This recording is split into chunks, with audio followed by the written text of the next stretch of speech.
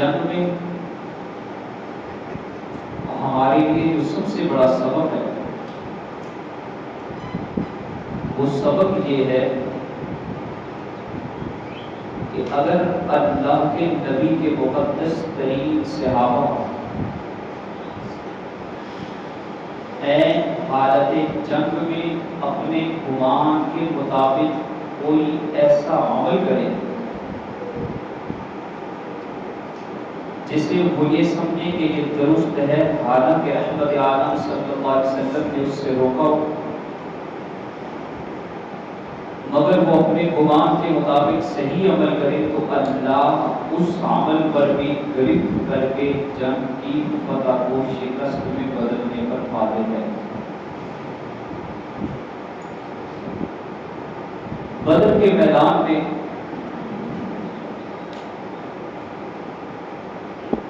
عرب کے عظیم سپہ سالار اور ان کے بڑے بڑے قائد مارے گئے۔ اس دور میں ایک بندہ بھی اگر قتل ہو جائے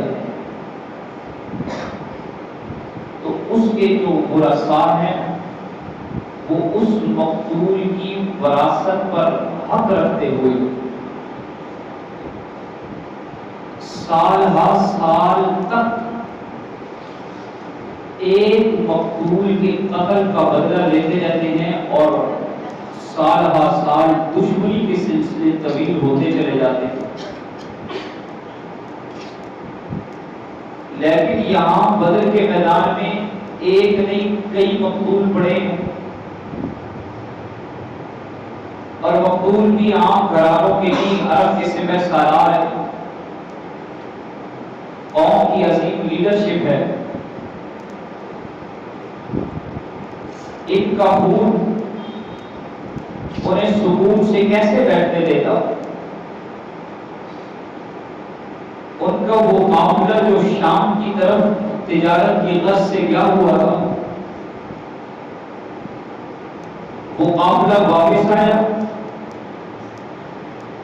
اور مال تجارت کے ساتھ نفع لے کر آیا، تو ان لوگوں نے کہا جن میں عکرمہ بن ابو جہل ہے اور بڑے ان کے رؤساء ہیں، وہ ابو سفیان کے پاس آئے اور آ کر کہنے لگے کہ اس تجارت کے معاملے میں جو رأس المال ہے، انویسٹمنٹ ہے، وہ لوگوں کو دے دی جائے، اور جو منافع ہے بالاتفاق اس منافع کو مسلمانوں کے خلاف جنگ میں استعمال کیا جائے۔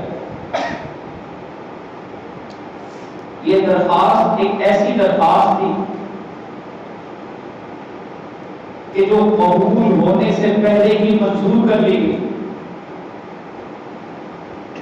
اور یوں ان لوگوں میں جوش انتقام بڑھا اور وہ تیاریاں کرنے لگے۔ مسلمانوں کی طاقت کا بھی انہیں اندازہ ہو چکا تھا، بھرپور تیاری کرنے لگے۔ رسالت پاک صلی اللہ علیہ وسلم کے چچا حضرت عبداللہ بن عباس رضی اللہ تعالیٰ عنہ، انہوں نے ایک سپہ سالار کو یہ پیغام دے کر بھیجا کہ جا کے امام الانبیاء صلی اللہ علیہ وسلم کو اطلاع کر دو کہ مکہ والے بدر کے مقتولین کا بدلہ لینے کے لیے آ رہے ہیں، اور میرا یہ پیغام 3 دن اور 3 راتوں میں مدینہ جا کر پہنچانا ہے۔ انہوں نے پیغام پہنچایا۔ کائنات کی عظیم الشان قیادت اور صدارت اور لیڈرشپ مسجد نبوی میں جلوہ افروز ہے۔ آپ صلی اللہ علیہ وسلم نے حضرت حنظلہ کو بھیجا کہ جا کر حالات کا جائزہ لے کر آئیے۔ انہوں نے حالات کا جائزہ لیا اور آپ علیہ السلام کو اطلاع دی کہ اتنا لشکر ہے، مدینہ کی جو چراگاہ عریض ہے اس چراگاہ کو دشمن کے لشکر کے گھوڑوں نے صاف کر دیا ہے۔ آپ علیہ السلام اپنے مبارک عمل کے ساتھ صحابہ سے مشورہ کرنے لگے کہ کیا کیا جائے۔ انصار مدینہ بھی بیٹھے ہیں اور مہاجرین بھی بیٹھے ہیں۔ دو صحابہ حضرت سعد بن معاذ اور حضرت سعد بن عبادہ کو ہتھیار دے کر پہرے پہ کھڑا کر دیا اور وہ ساری رات مسجد نبوی کے دروازے پر گزار رہے ہیں اور پہرا دے رہے ہیں۔ آپ علیہ السلام نے صحابہ سے مشورہ کیا، بدھ کا دن ہے، شوال کا مہینہ ہے، دشمن کا لشکر مدینہ میں پہنچ چکا ہے اور احد کے قریب پڑاؤ ڈالا ہے۔ آپ صلی اللہ علیہ وسلم کو رائے دینے لگے، یا رسول اللہ خواتین کو قلعہ میں بھیج دیا جائے اور مدینہ میں رہ کر دشمن کا مقابلہ کرتے ہیں۔ کچھ جوان کھڑے ہوئے اور عرض کی کہ یا رسول اللہ ہم بدر میں شریک نہیں ہو سکے تھے، آپ اجازت دیجیے مدینہ سے باہر نکل کر دشمن کا مقابلہ کیا جائے۔ رسالت آپ صلی اللہ علیہ وسلم نے سب سے رائے لی اور پھر آپ علیہ السلام جمعے کے دن جمعے کی نماز کے بعد گھر میں تشریف لے گئے اور پھر آپ علیہ السلام جب گھر سے باہر نکلے تو آپ علیہ السلام نے جنگ کا مبارک لباس پہنا ہوا ہے، زیرا آپ علیہ السلام نے زیبتن کی ہوئی ہے، ہتھیار اٹھائے ہوئے ہیں۔ صحابہ کرام نے، وہ صحابہ کے جنہوں نے یہ رائے دی تھی کہ مدینہ سے باہر نکل کر دشمن کا مقابلہ کیا جائے، وہ نادم ہوئے کہ کہیں ہم نے اللہ کے نبی کو مجبور تو نہیں کر دیا۔ انہوں نے عرض کی کہ یا رسول اللہ جیسے آپ چاہیں ویسے حکم صادر فرمائیں۔ آپ علیہ السلام نے فرمایا کہ اللہ کے پیغمبر کو یہ زیب نہیں دیتا کہ وہ جنگ کا لباس پہننے کے بعد اتار دے، چلو میرے ساتھ میری رعیت میں جنگ کے لیے۔ صحابہ کرام کی ایک کثیر تعداد تیار ہو گئی، 1000 کا قافلہ ہے، آپ علیہ السلام کے دائیں اور بائیں ہیں۔ حضور صلی اللہ علیہ وسلم صحابہ کو لے کر چلنے لگے۔ عبداللہ بن ابی آتا ہے اور آ کے کہتا ہے یا رسول اللہ جنگ مدینہ میں کریں گے۔ آپ علیہ السلام نے فیصلہ فرمایا کہ مدینہ سے باہر نکل کر لڑیں گے۔ اس نے کہا کہ آپ میری بات نہیں مانتے، میں اپنے ساتھ جو منافقین کی جماعت ہے ان سب کو لے کر واپس جا رہا ہوں۔ 300 لوگوں کا قافلہ حضور علیہ السلام سے جدا ہو گیا، 700 لوگ پیغمبر کی معیت میں ہیں، ان سب کو لے کر رحمت عالم صلی اللہ علیہ وسلم چلنے لگے ہیں۔ یہ کرم ہے میرے خدا کا، شب غم نے ڈھلنا سیکھا، روح مصطفیٰ کو دیکھا تو دینوں نے چلنا سیکھا۔ یہ زمین تھمی ہوئی تھی، یہ فلک رکا ہوا تھا، جو چلے ہیں میرے آقا تو جہاں نے چلنا سیکھا۔ 700 لوگ پیغمبر کی معیت میں دائیں اور بائیں، آگے اور پیچھے آپ علیہ السلام کے ساتھ چلتے چلے جا رہے ہیں، یہاں تک کہ جب احد کے پہاڑ میں اس کے دامن میں پہنچے، رسالت آپ صلی اللہ علیہ وسلم نے، نبی المراحم نے، کائنات کے عظیم الشان سپہ سالار نے، عظیم الشان مجاہد پیغمبر نے احد کو پشت پہ رکھا اور اس کے سامنے صف درست کرنے لگے، صف بندی کرنے لگے۔ کن لوگوں کی صف بندی ہو رہی ہے؟ کائنات کی وہ عظیم الشان جماعت، قدسیوں کی وہ مقدس ترین جماعت کہ جن کے پاس وہ نگاہ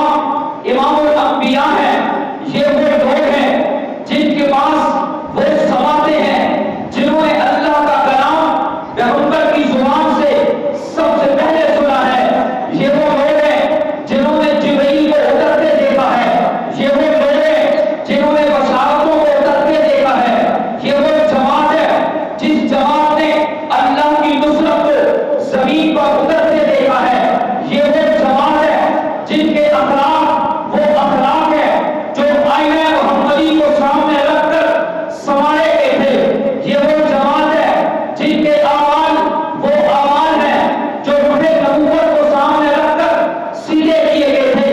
یہ وہ جماعت ہے کہ جن کے اندر بہادری کے وہ جوڑے ہیں جو امام الانبیاء صلی اللہ علیہ وسلم نے مسجد نبوی کے منبر سے درس شجاعت کیا تھا. یہ وہ جماعت ہے جن جماعت کے پاس نمازیں ہیں، رکوع ہے، سجود ہے، حج کی عبادت ہے. تو امام اور خطیب امام الانبیاء ہے، عمرہ کر رہے ہیں، طواف کر رہے ہیں تو قیادت محمد رسول اللہ کی ہے. اور اگر سجدے میں جھکاتے ہیں، سجدہ کرتے ہیں، رکوع کرتے ہیں، قیام کرتے ہیں، نمازیں پڑھتے ہیں تو ان کی نمازوں کے امام یہ وہ مقتدی ہیں جن کی نمازوں کے امام امام الانبیاء نبیوں کے امام محمد رسول اللہ صلی اللہ علیہ وسلم ہے. اور پیغمبر کی امامت نے، پیغمبر کی قیادت نے، پیغمبر کی سیادت نے، پیغمبر کی وسیلت نے، پیغمبر کے ایمان نے، پیغمبر کے نور نبوت نے ان کے قلوب کو نور نبوت سے، نور ایمان سے یوں بھر دیا تھا. انہوں نے کائنات کی ساری دولت کو ٹھکرا کر، اولاد کو پسے پوچھ ڈال کر، جوانیوں کو پسے پوچھ ڈال کر، قوم اور قبیلے کو، ملک اور وطن کو، پراپرٹی کو، کاروبار کو پسے پوچھ ڈال کر ایمان کی دولت نبی کی زبان سے، پیغمبر کے خطبات سے حاصل کی تھی. تو خدا نے قرآن میں ارشاد فرمایا تھا رضی اللہ عنہم ورضوا عنہ، میرے پیغمبر میں ان سب سے راضی ہو چکا ہوں آسمان پر. یا میرے نبی میں بھی ان سے راضی ہو گیا ہوں، تو بھی ان سے راضی ہو جا. اور یہ بھی اپنے رب سے راضی ہو چکے ہیں. یہ اللہ سے راضی ہیں، اللہ ان سے راضی ہے. اس جماعت کو آپ علیہ الصلوۃ والسلام نے احد کے دامن میں سب آرا کیا، 3 جماعتیں بنائی. یہاں پر حضرت علی کھڑے ہیں، یہاں پر حضرت ابو دجانہ کھڑے ہیں. کون ابو دجانہ؟ انصار مدینہ میں سے ہیں. رسالت آپ صلی اللہ علیہ وسلم نے اپنی تلوار کو ہوا میں لہرایا اور تلوار کو ہوا میں لہرانے کے بعد ارشاد فرمایا یہ میری تلوار ہے، کون ہے جو میری تلوار لینا چاہتا ہے؟ دفعتاً بہت سے ہاتھ بلند ہونے لگے. ہر شخص یہ چاہتا تھا کہ آج یہ اعزاز مجھے ملے، پیغمبر کی تلوار سے میں جنگ کروں اور پیغمبر کی تلوار سے میں دشمن کو واصل جہنم کروں. لیکن یہ عزت کس خوش نصیب کے حصے میں آنے والی ہے؟ پیغمبر نے دوسری بات ارشاد فرمائی، فرمایا کہ کون ہے جو میری تلوار کا حق ادا کرے گا؟ ہاتھ نیچے ہوتے چلے گئے، ایک ہاتھ میں جو بلند رہا. پیغمبر علیہ السلام نے فرمایا کہ ابو دجانہ آگے آ جاؤ. ابو دجانہ آگے آتے ہیں. پیغمبر اسلام نے انہیں اپنی تلوار عطا فرمائی ہے. پھر عالم کو بلند کیا اور سب کی نگاہیں عالم پر پڑی. فرمایا کہ آج کے اس تاریخ ساز معاہدے میں اسلام کا عالم کس خوش نصیب کے ہاتھ میں ہوگا؟ ہر صحابی یہ چاہتا ہے کہ جنگ احد کا عالم مجھے دیا جائے. لیکن یہ عزت حضرت مصعب بن عمیر کو ملتی ہے. وہ پیغمبر کا عالم، نبوت کا عالم، جہاد کا عالم بلند کرتے ہیں اور 3 صفیں بنتی ہیں، 3 قیادت ہیں. یہاں پر علی بن ابی طالب کھڑے ہیں، یہاں پر ابو دجانہ کھڑے ہیں، یہاں پر حضرت حمزہ اسد اللہ و اسد رسول ہی کھڑے ہیں.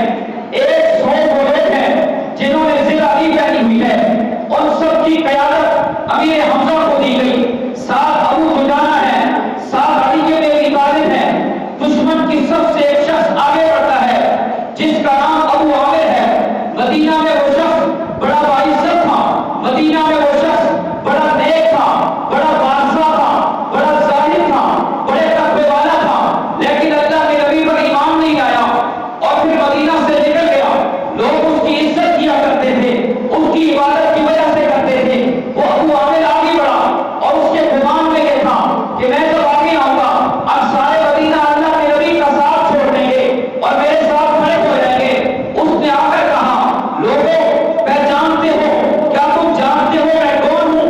میں ابو عامر ہوں. جب اس نے یہ آواز بلند کی وَلِلَّهِ الْعِزَّةُ وَلِرَسُولِهِ وَلِلْمُؤْمِنِينَ، اب صبح قیامت تک عزتوں کے تاج اللہ نے نبی کے سر پہ سجائے اور پیغمبر کی وساطت سے ایمان والوں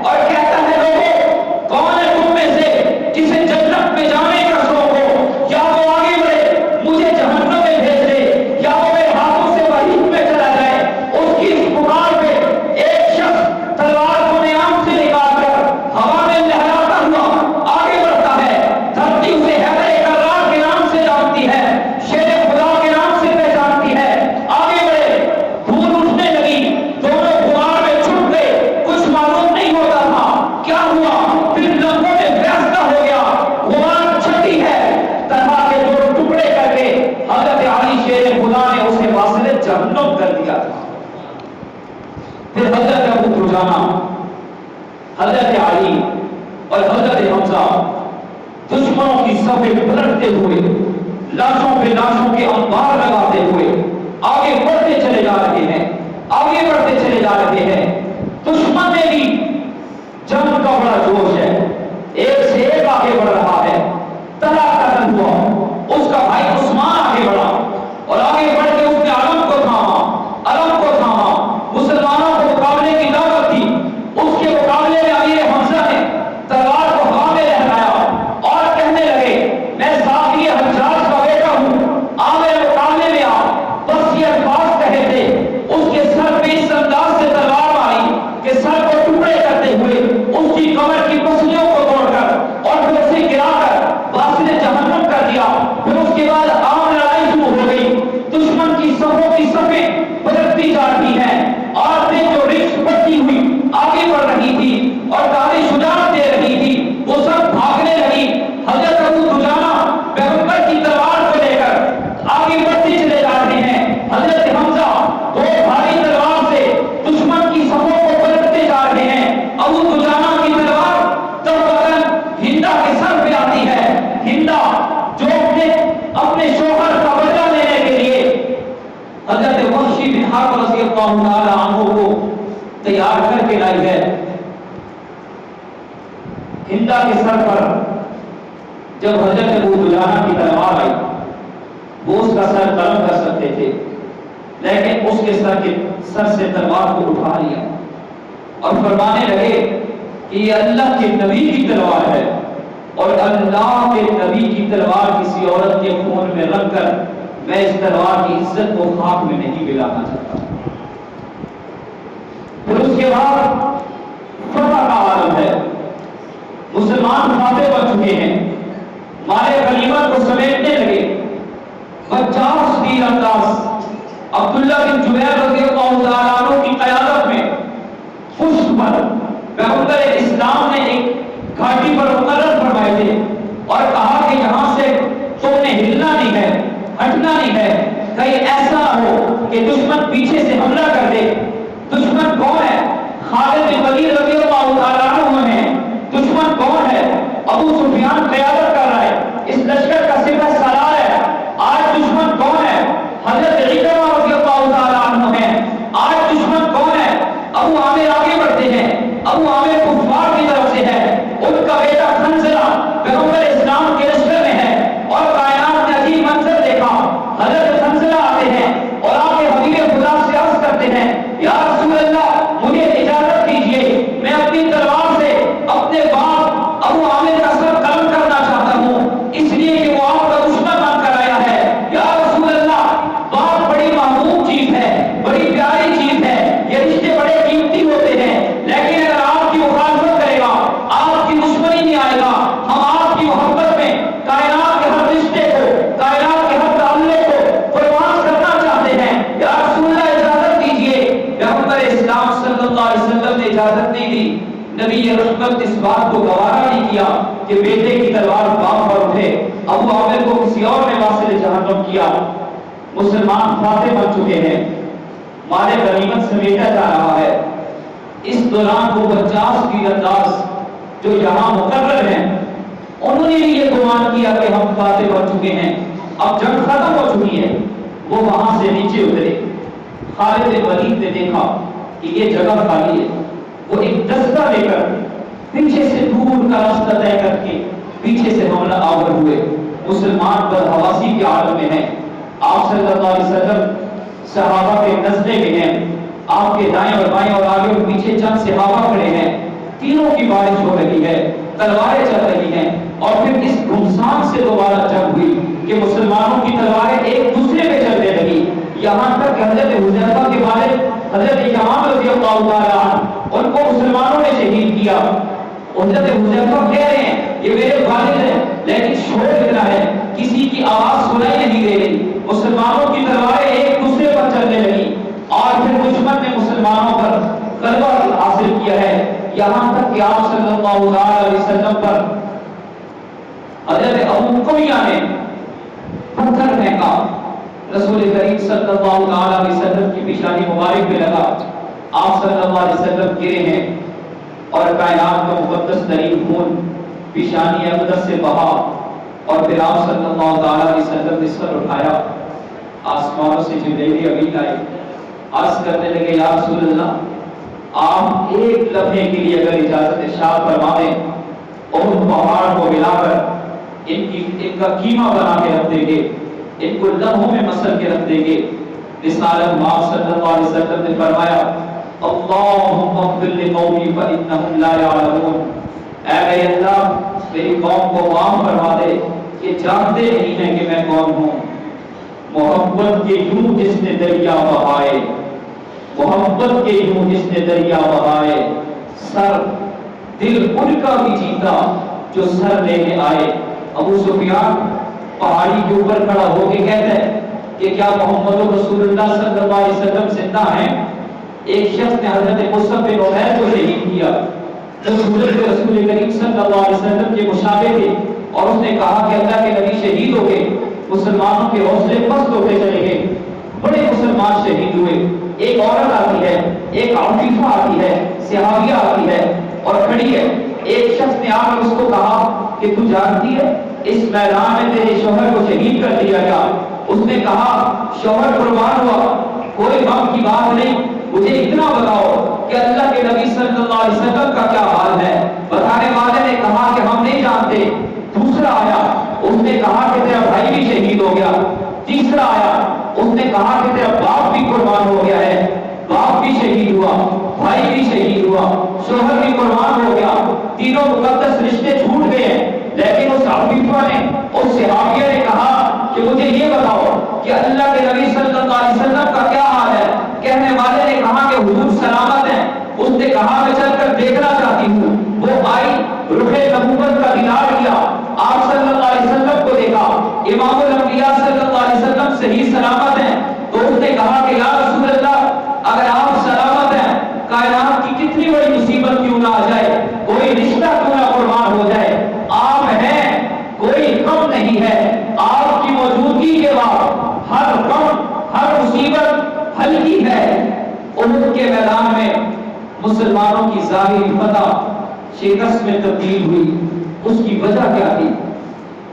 اس کی وجہ یہ ہے کہ رسول کریم صلی اللہ علیہ وسلم کی ایک مبارک حکم کی اصحاب پیغمبر سے ان کے گمان کے مطابق غلطی سے انہوں نے حکم کو توڑا۔ انہوں نے یہ گمان کیا کہ ہاں فتح ہو چکی ہے، اور اب جنگ ختم ہو چکی ہے، تو انہوں نے اس مقام کو چھوڑ دیا۔ اب ہمارے لیے اس میں سبق یہ ہے کہ ایک حکم ٹوٹے تو ظاہری فتح شکست میں بدل جائے، ایک حکم ٹوٹے مدینہ کے ہر گھر میں صف ماتم بیچ جائے، اور میں اور آج جو لاکھوں احکامات جان بوجھ کر توڑ رہے ہیں، ہمارا کیا بنے گا؟ ہمیں کتنے بڑے مسائل سے دوچار ہونا پڑے گا۔